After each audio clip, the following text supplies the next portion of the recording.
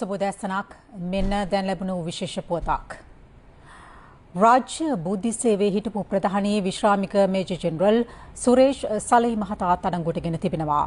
ඒ පෑලියගොඩ ප්‍රදේශයේදී පොලිසිය පැවසුවේ පාස්කු ප්‍රහාරයේ විමර්ශනවලට අදාළව අපරාධ පරීක්ෂණ දෙපාර්තමේන්තුවේ නිලධාරීන් පිරිසක් විසින් සුරේෂ් සලයි මහතා අත්අඩංගුවට ගනු ලැබූ බවයි.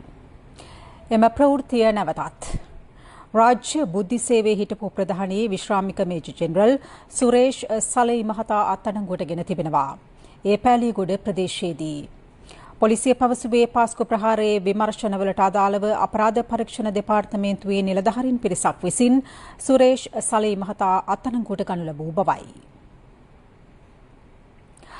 මේ පිළිබඳ තවත් තොරතුරු අපේ ප්‍රධාන ප්‍රවෘත්ති විකාශයෙන් ගෙනෙන්නට අප සූදානම් රැඳී සිටින හිරු ටීවී සමගින්.